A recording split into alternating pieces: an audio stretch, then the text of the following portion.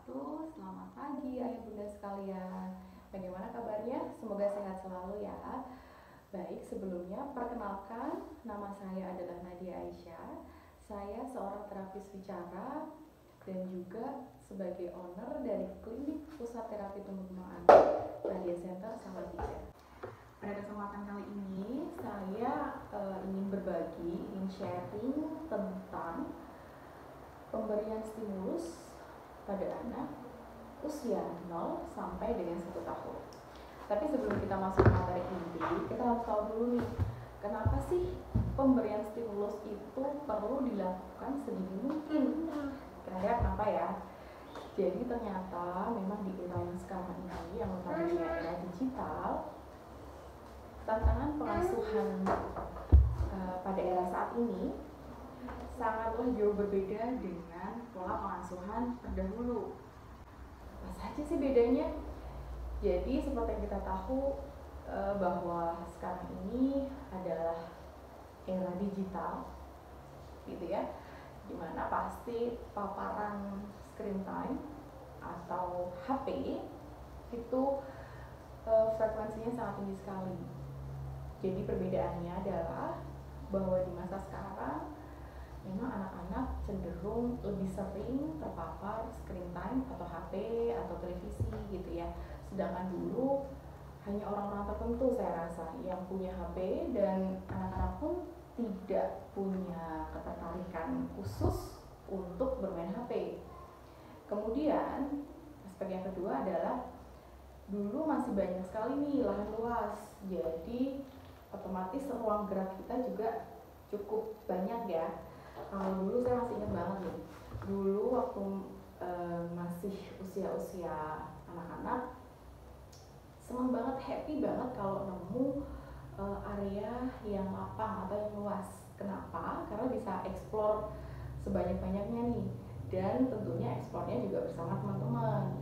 Biasanya kalau kita sudah kumpul sama teman-teman, biasanya kita akan buat suatu permainan. Nah, pada zaman dahulu, bukan zaman dahulu, di masa-masa terdahulu biasanya permainannya benar-benar sangat atraktif. Artinya biasanya juga pasti ada kaitannya nih sama kemampuan atau skill pada motorik. Lebih spesifik lagi adalah motorik kasar. Biasanya contoh permainannya yang dulu saya sering mainkan sih kayak petak umpet, lari-lari, terus main engklek gitu ya. Kemudian perbedaan yang berikutnya adalah kalau dulu tuh hampir tidak pernah saya rasa kita menemui ada alat-alat penunjang untuk latihan berjalan, misalnya seperti baby walker atau Apollo ya, kemudian stroller atau voucher gitu ya. Nah, gimana sebenarnya prinsip dari beberapa alat-alat penunjang tersebut itu memang sebenarnya bagus sih, artinya mempermudah para ibu supaya anaknya tidak cepat rewel gitu ya. Jadi kita bisa sambil aktivitas yang lain gitu. Cuman ternyata memang prinsip pada alat-alat tersebut adalah tidak mensupport kemampuan sensorik maupun motorik kita, karena kita tidak bergerak secara aktif. Misalnya saja stroller gitu ya. Kalau stroller ya kita nggak perlu capek-capek gerak, nggak perlu capek-capek jalan gitu ya. Cukup orang tua kita yang dorong atau pengasuh kita yang dorong, ya kita bisa kemana aja gitu, mobilitasnya. Kemudian untuk yang baby walker itu juga kita hanya terbantu pada ayunan kaki saja, tapi itu pun juga cenderung prinsipnya adalah kakinya agak jinjit, jadi itu juga tidak maksimal juga untuk pertumbuhan otot kita. Kemudian pada aspek yang berikutnya adalah preventif atau tindakan pencegahan, yang ayah bunda tahu pasti umum sekali nih slogan bahwa mencegah lebih baik dibandingkan mengobati gitu ya. Saya setuju banget nih sama slogan ini. Kenapa? Ya jelas aja gitu loh, artinya daripada kita menyesal di kemudian hari, mendingan kita kasih stimulus yang sesuai gitu sebelum memang terjadi hal-hal yang tidak diinginkan gitu. Kemudian yang berikutnya adalah otak anak berkembang lebih optimal pada masa 1 tahun pertama, gitu ya. Kalau saya sih memang nggak mau gambling atau tidak mau bertaruh. Artinya adalah ya udah deh, baru 1 tahun ini gitu ya. Nanti kita lihat sampai 2 tahun misalnya gitu. Oke, kalau memang perkembangannya sesuai nih sama milestone-nya atau sesuai dengan kemampuan pada usianya. Kalau enggak gimana ya Bunda? Agak nyesel nggak? Karena kita kehilangan momen beberapa tahun terakhir atau beberapa bulan ke belakang yang terdahulu, yang seharusnya kita bisa memberikan stimulus yang maksimal kepada anak. Jadi karena kalian bertaruh itu tadi, dan ternyata kemungkinan terburuk adalah kemampuan si anak tidak sesuai nih sama usianya. Ya, jadi harus mengobati dong. Jadi memang pertama-tama yang justru paling penting adalah kesadaran dari ayah bunda sekalian bahwa memang penting sekali pemberian stimulus sedini mungkin, gitu ya. Kemudian kita akan masuk ke materi intinya. Jadi terlebih dahulu ayah bunda juga harus tahu kemampuan yang harus anak capai itu pada usia 0 sampai dengan 1 tahun apa saja, gitu ya. Ada beberapa aspek yang harus kita amati, yang harus kita periksa. Ada 6 lebih tepatnya, yaitu aspek sensori, kemudian motorik kasar, motorik halus, bahasa bicara, sosio emosi, dan juga kognitif. Oke, aspek pertama yang harus kita amati atau kita periksa juga adalah pada aspek sensori. Pada usia 0 sampai 1 tahun, ada beberapa kemampuan yang seharusnya anak sudah kuasai atau anak sudah achieve atau capai, yaitu pada aspek sensori terdiri dari auditori atau pendengaran, kemudian visual atau penglihatan, kemudian taktil atau perabaan, dan ada penciuman, ada sensori perasa, kemudian ada sensori keseimbangan atau bisa disebut dengan vestibular gitu ya. Kemudian yang terakhir adalah sensori pada gerak sendi atau otot.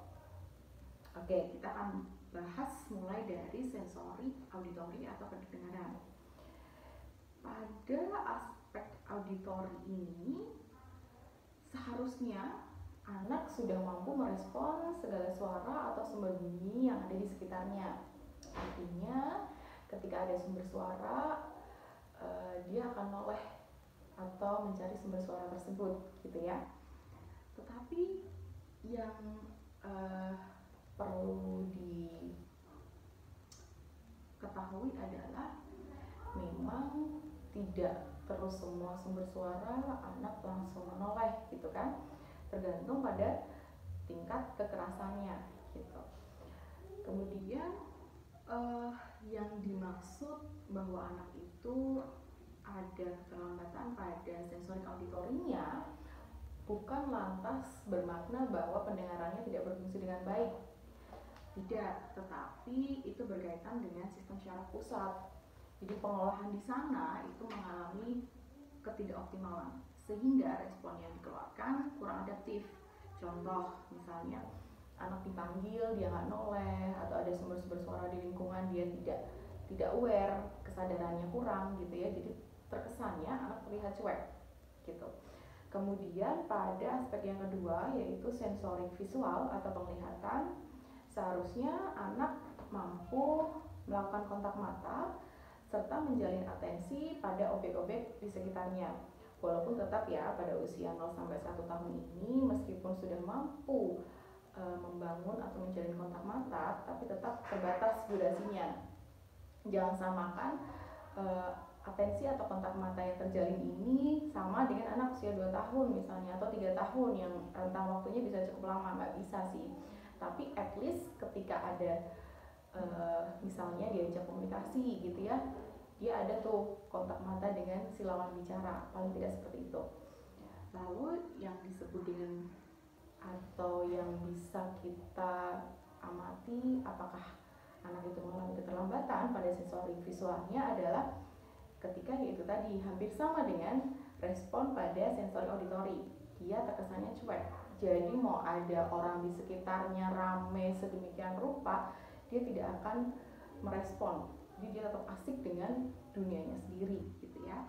Kemudian pada aspek yang berikutnya adalah sensori taktil atau biasa disebut dengan perabaan. Jadi seharusnya pada anak usia 0 sampai 1 tahun ini, anak harus sudah mampu merespon segala tekstur yang diterima oleh sensor perabaannya. Sensor perabaannya tuh contohnya adalah telapak tangan, kulit gitu ya, kemudian telapak kaki gitu. Nah, kalau anak mampu merespon itu dengan baik, ya insya Allah normal-normal aja gitu. Lalu indikatornya atau indikasi apa yang menyimpulkan bahwa pada aspek taktil atau perabaan ini anak mengalami keterlambatan atau gangguan. Contoh paling sederhananya adalah ketika anak pakai baju, biasanya kan ada label tuh di belakang dikerah ya, dikerah bagian belakang. Nah, anak nggak nyaman banget tuh dengan adanya label tersebut gitu. Kalau kita orang-orang pada umumnya yang normal gitu ya oke-oke aja sih, sama masih tidak yang terlalu kasar banget gitu ya, tapi overall kan memang label juga nggak terlalu kasar banget gitu. Tapi pada anak-anak dengan kondisi gangguan pada sensorik taktil atau perabaannya, kita katakanlah hipersensitif gitu ya, mereka akan merasa tidak nyaman pada tekstur-tekstur tertentu. Nah, kebalikan dari hipersensitif adalah hiposensitif. Biasanya mereka terkena tekstur tajam misalnya atau kasar sekalipun yang tingkatannya lebih tinggi, mereka kesannya kayak mati rasa. Nah, itu berarti sudah ada tanda atau sinyal yang mengindikasikan bahwa pada aspek taktil tersebut mengalami gangguan penciuman. Jadi biasanya untuk sensorik pada penciuman, perasa itu kaitannya pada proses makan biasanya sih. Jadi kalau penciuman misalnya hipersensitif, ya dia responnya adalah tidak nyaman pada bau-bauan atau aroma-aroma tertentu yang memang agak menyengat sifatnya gitu. Dan sebaliknya. Kemudian untuk perasa juga sama. Jadi kalau ada rasa-rasa tertentu yang agak salty gitu ya, dia juga pasti merasa tidak nyaman. Dan biasanya ini memang problemnya terjadi pada saat makan. Jadi anak terkesan susah banget makannya, atau terlalu picky eater atau pemilih gitu ya, atau bahkan bisa sampai GTM lama banget gitu, atau kalaupun makan ya cuma sedikit, cuma 1 sendok 2 suap gitu doang. Jadi berarti hati-hati, jangan-jangan dia memang ada indikasi adanya gangguan penciuman atau perasa. Kemudian biasanya juga tidak itu saja sih, biasanya juga diikuti dengan gangguan-gangguan pada secara fungsional pada orang motornya gitu, lidah, rahang, bibir gitu ya. Kemudian pada aspek sensori keseimbangan, biasanya kaitannya jika anak memang sudah di fase jalan, itu dia tidak akan mudah goyang, tidak akan mudah nabrak, tidak akan mudah jatuh gitu ya. Kemudian kalau memang sedang di fase duduk, anak tidak akan mudah jatuh ke belakang gitu loh. Bahasa Jawanya tuh gelebak gitu ya, geblak gitu. Jadi memang dia mampu mempertahankan posisi atau keseimbangan dengan baik. Kemudian yang terakhir adalah kaitannya dengan sensori gerak sendi atau otot. Biasanya kondisi-kondisi ini identik dengan kondisi-kondisi pada anak kalau nggak hiperaktif atau sebaliknya hipoaktif. Nah, mungkin ayah dan bunda familiar ya dengan istilah ini. Jadi kalau hiperaktif itu kebutuhan geraknya cukup tinggi. Jadi memang dia mencari stimulus atau sensasi pada gerakan sendi dan otot dengan cara banyak banget gerakan-gerakannya gitu yang melibatkan otot atau gerakan sendi. Kemudian yang sebaliknya yaitu hipoaktif, itu biasanya kelihatan anak tuh kayak terkesannya mager, males-malesan kayak gitu. Jadi memang ototnya cenderung lemah. Stimulus atau latihan-latihan apa saja yang bisa kita berikan jika terjadi keterlambatan pada aspek sensori, atau sebelum terjadi keterlambatan tersebut kita bisa kasih juga. Kita bisa nih kasih stimulus atau permainan berupa sensory play. Jadi sensory play ini adalah bermain yang prinsipnya adalah melibatkan segala sensori. Jadi medianya bisa pakai pasir, pakai tanah, pakai tepung yang dibasahi gitu ya. Itu akan menimbulkan sensasi lengket gitu ya, atau tekstur yang lengket. Kemudian bermain bola-bola bulu atau pom-pom kecil-kecil itu yang warna-warni. Kemudian bermain tekstur-tekstur yang lain seperti water beads gitu ya. Itu juga bisa. Tapi memang kalau misalnya mau memberikan stimulus yang berupa pasir, tanah gitu ya, itu kan memang kesannya agak kotor gitu. Nggak apa-apa sih, yang penting kita bisa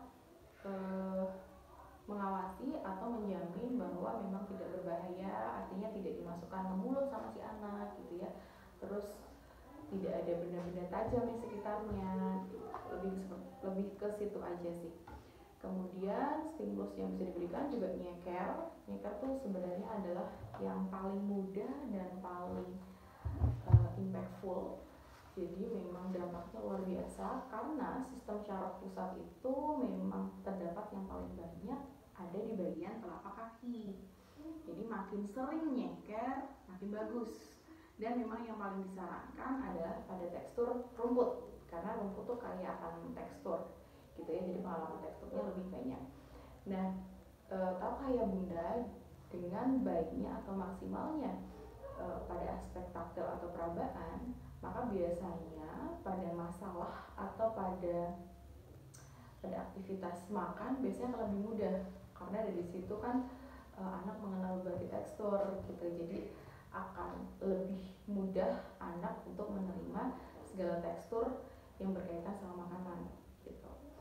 Kemudian bisa bermain kotor. Nah, ini tadi yang saya sampaikan juga, bisa bermain lumpur di sawah atau di kebun gitu ya, tapi memang harus dipastikan bahwa tidak ada benda-benda tajam di sekitarnya. Terus habis itu atau habis selesai bermain lumpur, tanah dan lain-lain, memang harus dipastikan kebersihannya harus sudah cukup bersih gitu ya, dicuci di air yang mengalir seperti itu. Kemudian bisa dengan bermain alat musik atau sumber bunyi, bisa pakai gitar seperti senarnya itu ya. Kemudian bisa main drum kayak gitu. Musim berikutnya bisa dengan bermain peekaboo atau cilukba, dan ini kaitannya bisa menstimulus untuk membangun kontak mata gitu. Jadi memang di situ ada interaksi dua arah kan, jadi memang sekaligus juga bisa menstimulus pada aspek bahasa. Yang berikutnya adalah memasukkan koin ke lubang, atau cari deh toples kemudian dilubangi membentuk kayak aktivitas kita lagi masukin koin ke celengan gitu, kurang lebih seperti itu. Kemudian stretching atau lakukan pemanasan pada area oral motor, yaitu rahang, lidah, bibir. Simbolnya adalah pergerakan lidah misalnya ke kanan, ke kiri, kemudian menjulur gitu ya. Kalau bibir ya kayak gitu, atau mengembungkan pipi. Kemudian kalau rahang ya digerak-gerakkan seperti ini gitu ya. Bisa dengan media cermin supaya anak lebih mudah untuk meresponnya. Jadi memang diinstruksikan anak meniru. Kemudian yang berikutnya adalah latihan menggigit, latihan menjilat. Bisa menjilat kalau memang khawatir menjilat pakai media es krim atau permen gitu ya, karena kalau ketergantungan atau terlalu sering juga tidak baik untuk kesehatan gigi dan mulut. Bisa pakai kayak selai atau madu gitu ya, yang diolesin ke bagian bibir gitu, jadi biasanya respon anak akan menjilat. Kemudian latihan menghisap pakai sedotan gitu ya, dimulai dari sedotan yang paling pendek atau kecil. Lalu ada latihan meniup.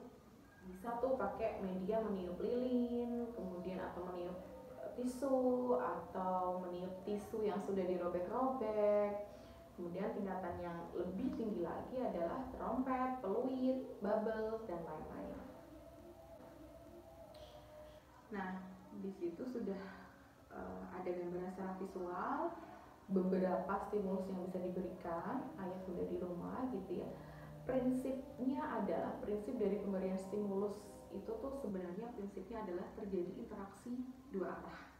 Jadi tetap ya, walaupun kadang-kadang kita kayak kita fisiknya ada di situ, tapi kita sambil ngapain gitu, jangan bunda. Jadi tetap kita harus ikut terlibat dalam kegiatan si anak gitu, supaya juga bisa membangun bonding atau keterikatan. Kemudian pada aspek yang berikutnya adalah aspek motorik kasar. Nah, motorik kasar ini sifatnya adalah dia menggerakkan otot-otot besar yang ada di tubuh kita. Jadi aktivitas-aktivitas yang terlibat adalah aktivitas yang memang membutuhkan gerakan dari seluruh anggota tubuh kita, kayak berlari, berjalan gitu ya. Nah, pada anak usia 0 sampai dengan 1 tahun seharusnya kemampuan pada motorik kasar apa saja yang sudah dicapai atau sudah dikuasai anak. Jadi ada beberapa aspek, yaitu tummy time atau melantai. Itu seharusnya anak sudah mulai kuasai pada usia 0 sampai dengan 4 bulan. Kemudian berguling pada usia 4 sampai 6 bulan, duduk 6 sampai 8 bulan, kemudian merangkak 6 sampai 8 bulan juga, diikuti dengan berdiri 8 sampai dengan 12 bulan, kemudian berjalan 12 sampai 15 bulan. Pemberian stimulus yang bisa kita berikan pada anak berupa seperti memindahkan benda, tentu saja benda-benda yang memang tidak terlalu berat ya, disesuaikan juga dengan berat badan anak. Kemudian melantai di permukaan yang keras, jadi jangan di kasur, jangan di bantal, atau jangan di di sponge gitu ya, atau di sofa gitu, jangan. Jadi prinsipnya memang harus melantai itu posisinya kayak tengkurap gitu, tetapi di permukaan yang keras. Manfaatnya apa? Manfaatnya kurang lebih hampir sama dengan merangkak. Jadi untuk kekuatan leher gitu ya, kemudian kekuatan otot tangan dan lengan gitu, kurang lebih seperti itu. Kemudian untuk selanjutnya adalah bisa dengan bermain terowongan dengan posisi merangkak gitu ya. Tapi juga perlu dipastikan bahwa koordinasi tangan dan kaki saat merangkak tepat. Jadi kalau biasanya tangan kanan maju diikuti dengan kaki yang kiri gitu, dan begitu secara bergantian.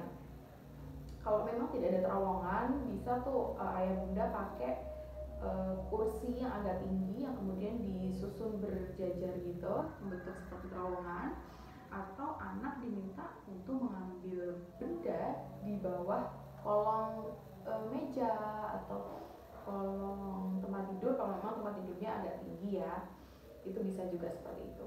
Kemudian latihan ketahanan berdiri dengan cara mengambil benda atau objek di misalnya kalau medianya kita pakai tembok atau lemari gitu ya, kita tempelkan aja tuh di tembok, sambil nanti biasanya akan ada kompensasi dari anak berupa dia sambil ambil benda itu, kita taruhlah contohnya misalnya bola mainan yang warna-warni itu yang bisa digunakan sebagai media mandi bola, kita tempel di tembok-tembok, kemudian minta anak untuk mengambilnya. Jadi biasanya mereka akan meraih bola tersebut ya dengan cara berdiri. Kemudian kalau memang dia masih belum di tahap berjalan atau masih di tahap merambat gitu ya, atau sudah berdiri tapi memang belum maksimal kekuatannya, biasanya tangan satunya akan menopang di temboknya gitu, jadi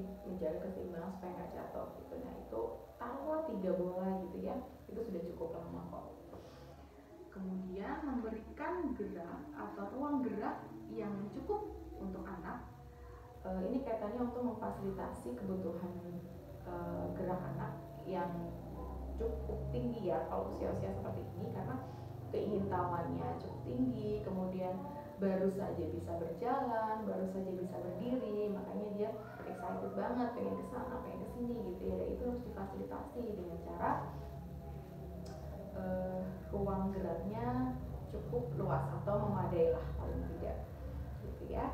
Kemudian bisa kalau ayah bunda sedang free mengajak anak-anak ke playground atau ke TK misalnya ya, bisa tuh sambil main perosotan, kemudian naik turun tangga gitu, tapi tetap harus dengan dampingan ya.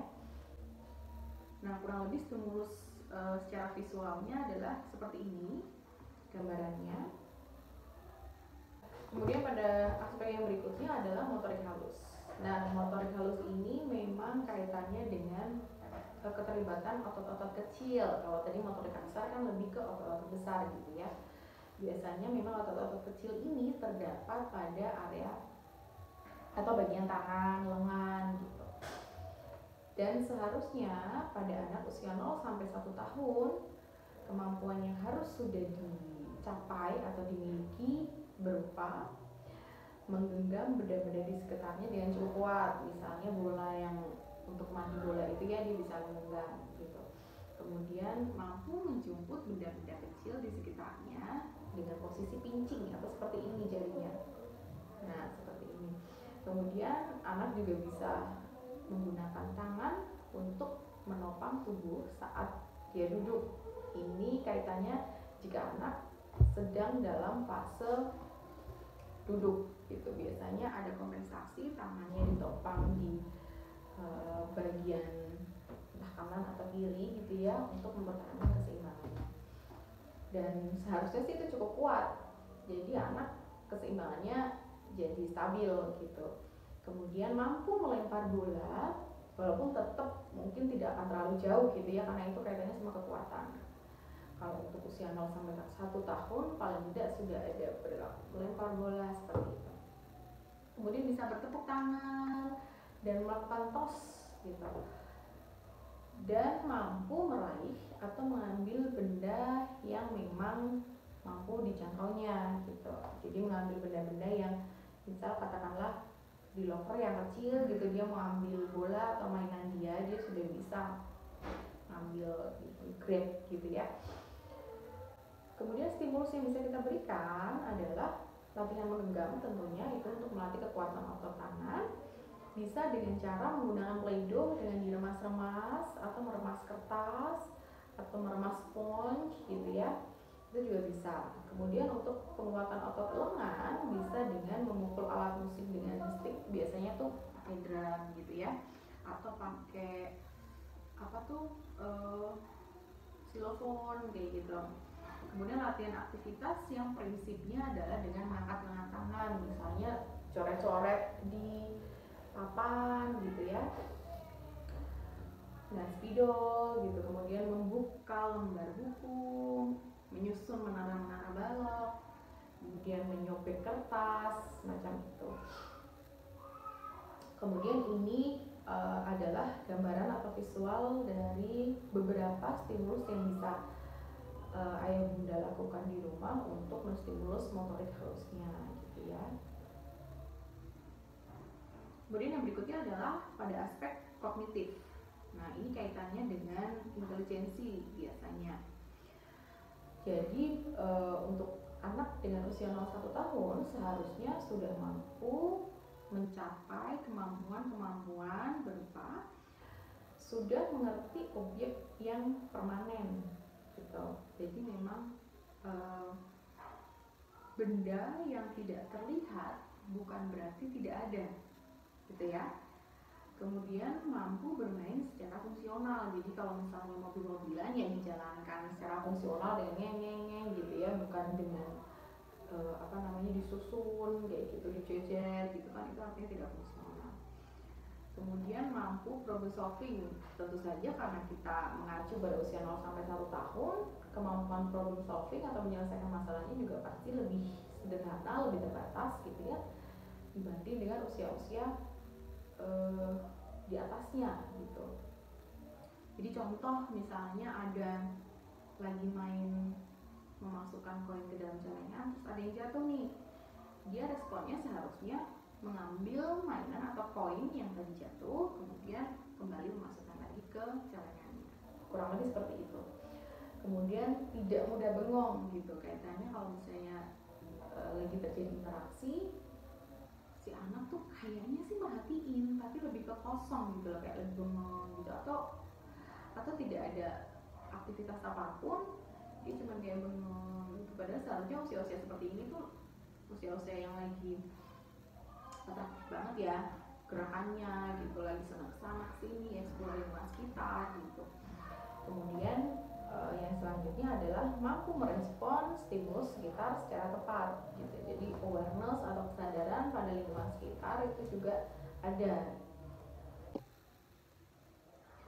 Kemudian stimulus yang bisa kita berikan untuk menunjang kemampuan kognitif anak adalah sering melakukan explore dengan lingkungan sekitar secara langsung. Jadi langsung terjun untuk explore gitu ya pada lingkungan-lingkungan sekitar gitu. Gak usah jauh-jauh deh, lingkungan rumah dulu, lingkungan halaman rumah gitu ya. Jadi dimulai dari lingkup terkecil atau terdekat dari anak. Tentu semua ini harus dengan dampingan dari orang dewasa, orang tua atau pengasuh gitu ya, karena ini masih 0 sampai 1 tahun nih. Kemudian perbanyak pengalaman bermain yang sesuai dengan usianya. Tadi sudah saya sampaikan ya, kayak bermain balok, kemudian mobil-mobilan. Kemudian juga ayah bunda harus memberikan kesempatan dan cukup ruang dan supportnya supaya anak mampu untuk mengambil keputusan dan juga menghadapi atau menyelesaikan kesulitan yang sedang dihadapi. Contoh ya, yang paling mudah adalah misalnya dia pengen rebutan gitu sama mainan sama temannya atau sama kakaknya gitu atau sama adiknya gitu ya. Problem solving yang bisa kita berikan atau kita bantu mengarahkan dengan cara kayak memberikan pilihan nih. Oke, adik mau main mobil-mobilan atau mau main robot-robotan kayak gitu. Nah, anak biasanya responnya adalah memilihkan. Nah, itu sudah termasuk dalam problem solving atau menyelesaikan masalah, walaupun tetap dengan bantuan atau arahan dari orang tua. Kemudian kaitannya dengan memberikan kesempatan anak untuk menghadapi kesulitannya. Ketika anak merasa kesulitan, terus nangis atau marah gitu, jangan buru-buru langsung dibantu. Jadi berikan dia ruang dulu, terus afirmasi, artinya kenapa nak, atau oh adik lagi sebel ya karena mainannya hilang ya, atau mainannya diambil sama kakaknya, misalnya kayak gitu. Jadi diafirmasi dulu, jadi jangan langsung buru-buru kita selesaikan kesulitan dia atau masalah dia atau ketidaknyamanan dia gitu, supaya dia tetap bisa survive dan kognitif dia juga jalan. Kemudian ini yang paling penting sebenarnya adalah hindari screen time. Kalau nggak penting-penting banget atau di situasi urgent gitu ya, apalagi kalau misalnya si anak sudah ada indikasi kecanduan, wah itu lebih repot lagi gitu. Jadi sebelum anak terpapar screen time, kalau dia memang tidak kecanduan atau tidak mencari atau memang tidak tertarik, ya udah malah ditiadakan aja gitu, karena itu cukup bagus atau cukup menunjang secara optimal kemampuan yang akan dia capai nantinya.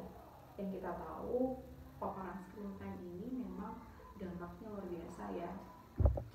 Tentu saja dampak buruknya lebih banyak dibanding dampak positifnya gitu ya. Ya kenapa gitu? Karena ya kebutuhan anak 0 sampai 1 tahun ngapain gitu dengan screen time, dengan main HP, dengan nonton TV gitu. Dia jadi tidak bisa explore dengan lingkungan sekitar, kemudian awareness-nya atau kesadaran pada lingkungan sekitar juga cukup kurang gitu. Kemudian interaksi atau inisiatif dalam berinteraksi bahasa juga kurang, dan anak lebih cenderung emosi sama perilakunya kurang stabil. lebih gampang marah, lebih gampang ngamuk, nangis, pokoknya lebih gampang tidak nyaman. Kemudian yang berikutnya adalah ayah bunda bisa bangun atensi anak dengan memperkenalkan beberapa objek yang familiar yang sering anak lihat gitu ya. Kemudian main bersama-sama secara fungsional itu juga sangat penting sekali. Nah, dari beberapa stimulus itu tadi kan memang prinsipnya adalah lagi-lagi saya sampaikan orang tua atau pengasuh terlibat secara langsung pada aktivitas anak, kurang lebih seperti itu ya. Kemudian stimulus yang sudah tadi saya sampaikan, visualisasinya kurang lebih seperti ini supaya bisa memudahkan ayah bunda. Ada gambarannya kurang lebih aktivitas yang konkretnya seperti apa. Oke, kemudian yang berikutnya adalah sosio-emosional. Jadi seharusnya anak pada usia 0 sampai 1 tahun harus sudah mampu menjalin kontak mata pada objek maupun lawan bicara. Tadi di awal saya sudah sampaikan ya, tetap ekspektasinya jangan anak mampu menjalin kontak mata sekian menit gitu ya, masih belum gitu. Jadi ekspektasinya harus disesuaikan dengan usia, kemudian kemampuan anak saat ini gitu ya. Kemudian emosinya paling tidak cukup stabil. Walaupun memang usia segini 0 sampai 1 tahun tetap kontrol emosi dan perilaku juga masih belum cukup baik, tapi at least masih bisa dialihkan, masih bisa diajak negosiasi gitu ya, masih bisa diarahkan atau diberi pemahaman, bukan yang otot gitu kayak pokoknya aku pengen itu ya harus dapet, harus terpenuhi gitu sampai yang nggak bisa diganggu gugat kayak gitu.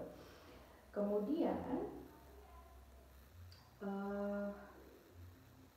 ada respon jika mainannya direbut oleh temannya, direbut oleh kakaknya gitu ya, bukan yang pasrah gitu, lagi asik-asik main nih, tiba-tiba kakaknya datang atau temannya datang langsung rebut mainan mobilannya misalnya, jadi langsung kayak gitu aja. Nah itu berarti memang dipertanyakan nih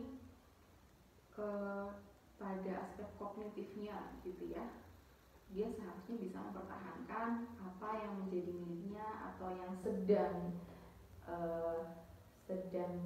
dia miliki gitu ya, kurang lebih seperti itu, jadi nggak pasrah. Kemudian mampu beradaptasi dengan entah lingkungan baru ataupun dengan orang baru, walaupun tetap ya usia 1 tahun, pengalaman bertemu dengan orang, pengalaman berinteraksi dengan lingkungan luar itu terbatas, tetapi paling tidak masih mampu dan masih mau berada di lingkungan yang baru dengan orang baru kayak gitu, masih yang nggak apa-apa deh lepas atau pisah sebentar dari mama atau papahnya gitu ya. Kemudian mampu berteman atau tidak menghindar dari interaksi sosial yang terjadi di sekitarnya gitu. Kayak biasanya datang di katakan ke mall gitu ya, terus ke playground, itu kan akan banyak banget tuh anak-anak yang main di situ gitu. Dia udah ketakutan gitu, nggak mau ke situ karena banyak anak-anak atau banyak orang. Nah itu berarti perlu support yang lebih. Kemudian ada respon jika seseorang menyakiti dia gitu ya. Jadi responnya ketika dicubit misalnya atau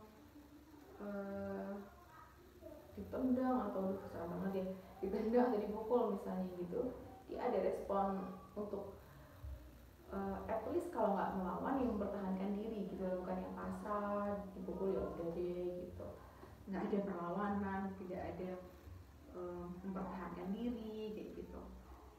Kemudian stimulus yang bisa kita lakukan untuk menunjang kemampuan pada sosio-emosionalnya adalah bermain ball tracker. Itu tuh kayak alur mobil-mobilan, kalau ayah bunda pernah lihat ya. Jadi itu kaitannya untuk membangun atensi dan juga kontak mata anak. Kemudian sering melakukan bonding dengan orang terdekat, orang tua, pengasuh, terutama orang tua sih, itu sangat penting sekali, dampaknya sangat luar biasa bagi terutama bagi kepercayaan diri anak, kemudian kepercayaan kepada orang lain. Jadi biasanya kayaknya juga akan lebih gampang kalau mau ditinggal-tinggal, kalau mau ada di lingkungan baru atau dengan orang baru, kayaknya lebih ke situ.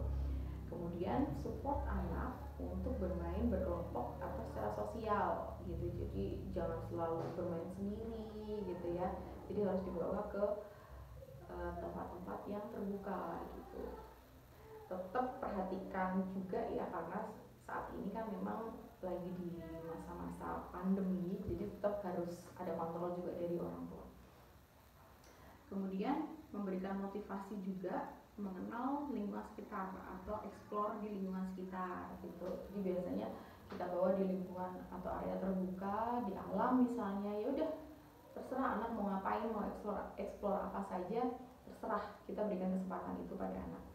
Kemudian berikan contoh dalam bersosialisasi yang baik, kayak misalnya kalau anak masih yang belum pede atau yang masih menghindar, ya udah sambil digendong, kayak kita nih mendekat ke anak yang lain yang kemampuan sosialisasinya lebih bagus, biasanya kayak halo kamu siapa, boleh kenalan kak, boleh main bareng kak, enggak, kayak gitu. Jadi mamahnya dulu nih yang menjembatani itu gitu. Dari situ kalau respon dari si anak bagus, biasanya anak kita juga akan lebih confident gitu loh, lebih percaya bahwa oh ya udah nggak apa-apa kok ternyata gitu, main sama orang baru, sama anak baru gitu, main sama teman baru gitu, nggak apa-apa kok ternyata gitu. Dan justru lebih menyenangkan, lebih seru kalau mainnya bareng-bareng gitu. Kemudian ini adalah beberapa stimulus secara visual yang bisa ayah bunda lakukan juga. Kemudian aspek yang terakhir yang harus kita amati dan periksa adalah pada komponen bahasa bicara. Pada usia 0 sampai dengan 1 tahun, seharusnya anak sudah mampu mengucapkan kata bermakna pada tingkat kata gitu ya, kayak misalnya pa atau papa atau ma, mam, kayak gitu. Jadi paling tidak ada beberapa kosakata yang sudah keluar dan bermakna. Kemudian juga sudah ada tuh atau sudah muncul inisiasi dalam berinteraksi dengan lingkungan sekitar. Jadi artinya dia sudah punya kebutuhan, sudah punya keinginan yang kemudian mendorong dia untuk mengungkapkan kebutuhan atau keinginan itu terhadap orang-orang di sekitarnya. Kemudian pemahaman pada instruksi maupun larangan sederhana sudah cukup baik. Jadi contohnya misalnya kayak nak tolong ambilin sapu dong gitu, dia sudah paham gitu, walaupun biasanya kita masih sering juga nih melibatkan gestur, misalnya sambil tunjuk sapunya di situ kayak gitu.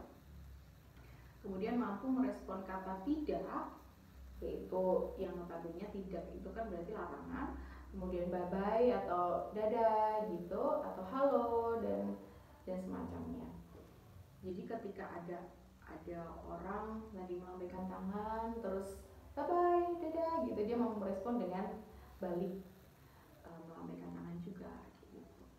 Kemudian mampu merespon stimulus yang terjadi atau yang muncul di sekitar dengan ekspresi yang secara tepat gitu. Misalnya biasanya kan ada anak yang ditinggal ayahnya ke kantor berangkat kerja gitu, dia nangis karena mau ikut gitu. Nah itu sebenarnya itu sepertinya sepele ya, tetapi itu bisa mengindikasikan adanya keterlambatan pada bahasa bicara jika anak tuh terkesannya kayak cuek. Balik lagi ya, awareness pada lingkungan sekitar, pada orang sekitar itu tidak ada atau minim. Dan pada aspek bicara seperti reflex vocalization itu terjadi pada anak 1 sampai 2 minggu, itu kayak tangisan bayi. Nah, itu termasuk pada reflex vocalization. Kemudian babbling tuh ngoceh gitu ya. Itu pada usia 2 sampai 3 bulan. Kemudian maling itu kaitannya sama ngoceh tapi sudah bermakna pada usia 5 sampai 6 bulan. Kemudian ekolalia itu sudah mulai menirukan kata-kata dari mamahnya, dari ayahnya atau dari lingkungan sekitar gitu, mampu menirukan itu itu pada usia 9 sampai dengan 10 bulan. Kemudian true speech. Nah, true speech ini adalah anak sudah mampu berbicara secara benar atau bermakna pada tingkat kata. Dan seharusnya anak sudah mulai mencapai kemampuan ini pada usia 1 sampai dengan 1,5 tahun atau 1,6 tahun. Kemudian yang berikutnya adalah anak mampu mengungkapkan keinginan baik dengan gestur ataupun secara verbal gitu. Kalau memang verbalnya belum matang, dengan gestur nggak apa-apa, tapi yang penting situasional gitu ya, kayak misalnya dia mau buka pintu gitu, dia narik kita atau ngajak kita ke arah pintu, terus tunjuk pintunya mau dibuka artinya gitu ya. Kemudian stimulus yang bisa kita berikan adalah serve and return. Artinya adalah ketika anak mengungkapkan keinginan dia atau mengajak kita komunikasi baik secara verbal maupun tidak, harus banget kita respon gitu, supaya itu menumbuhkan inisiatif anak dalam berinteraksi. Jadi anak akan punya pemahaman bahwa oh, kalau aku mengungkapkan keinginan aku atau kalau aku melakukan interaksi, orang-orang di sekitar aku akan lebih paham, akan lebih cepat paham, akan lebih mudah memahami itu gitu. Jadi kalau aku nangis, kalau aku marah, mereka justru nggak paham-paham gitu. Jadi kaitannya lebih ke situ. Kemudian, nah ini juga kaitannya mensupport inisiasi dalam berinteraksi secara bahasa, yaitu tidak langsung memberikan apa yang anak inginkan atau apa yang anak butuhkan. Jadi pancing anak atau munculkan inisiatifnya dengan cara apa sih nak, mau apa sih gitu ya, lebih ke situ. Atau berikan pilihan, misalnya kamu mau gelas atau mau piring misalnya kayak gitu, anak pasti akan berikan respon gitu ya.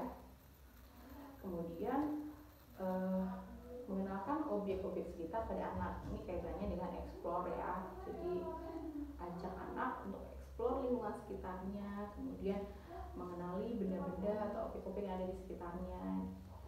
Kemudian bermain pretend play atau bermain pura-pura atau bermain peran gitu ya. Biasanya kalau bermain peran bisa pakai miniatur hewan, atau kalau cewek ya pakai masak-masakan kayak gitu ya. Terus kalau pura-puranya dia jadi harimau misalnya sambil ngaum kayak gitu. Dan prinsipnya adalah harus terjadi interaksi yang bermakna secara 2 arah atau 3 arah. Kalau 3 arah itu masih agak susah ya kalau untuk 0 sampai 1 tahun, tapi at least ada interaksi secara 2 arah gitu. Jadi ada feedback dan stimulusnya. Kemudian, nah ini tadi juga kaitannya dengan menirukan suara binatang atau alat transportasi dan lain-lain, itu bisa kita masukkan ke aktivitas bermain pura-pura gitu ya. Kemudian mengajak anak untuk bercerita atau membacakan cerita. Biasanya kalau anak usia 0 sampai 1 tahun, buku ceritanya bergambar ya, gitu, supaya lebih mudah dipahami oleh anak. Dan bantu anak juga untuk mengenali atau menamai gambar-gambar tersebut. Kemudian stimulus yang bisa kita berikan pada anak berupa memberikan penambahan perbendaharaan kosakata pada anak dengan cara menamai berbagai benda-benda yang familiar atau yang sering dijumpai oleh anak atau yang sering kali digunakan oleh anak. Nah, itu kita bantu anak untuk mengenali itu dan menamainya. Kemudian latih juga pemahaman anak pada instruksi sederhananya. Misalnya, nah ada tisu tuh kotor, kita buang yuk ke sampah gitu. Kalau emang anak secara verbal belum cukup mengerti, kita bisa arahkan dengan atau bisa melibatkan gestur kita, kayak menunjuk tempat sampah atau kita tuntun nih anak tersebut ke arah tempat sampah gitu. Kurang lebih seperti itu. Jadi gambarannya adalah bermain bersama. Jadi sebenarnya kalau ngomongin tentang usia anak-anak, pemberian stimulus pada anak-anak itu saya rasa lebih enak atau lebih mudah, karena dunia anak itu adalah dunia bermain gitu. Jadi kita pun juga lebih enjoy, harusnya lebih enjoy. Cuman memang mungkin tidak semua ayah bunda punya waktu atau kesempatan yang cukup untuk menemani atau terlibat langsung dalam aktivitas anak. Tapi at least harus disempatkan untuk berinteraksi dengan anak, membangun bonding atau keterikatan dengan anak. Ini juga akan mensupport kemampuan-kemampuan yang akan anak capai nantinya. Kurang lebih seperti itu ya bunda yang bisa saya share atau bagikan terkait dengan pemberian stimulus pada anak usia 0 sampai dengan 1 tahun. Semoga bermanfaat dan bisa diaplikasikan, dan semoga juga mudah dimengerti. Jika ada pertanyaan, kemudian ada yang mau share juga atau berbagi pengalamannya, bisa banget tulis di komen. Dan akhir kata, terima kasih atas atensinya, dan mohon maaf bila ada kata-kata yang kurang berkenan dalam penyampaian saya. Terima kasih, selamat siang. Wassalamualaikum warahmatullahi wabarakatuh. Kita kembali lagi di kesempatan yang lainnya.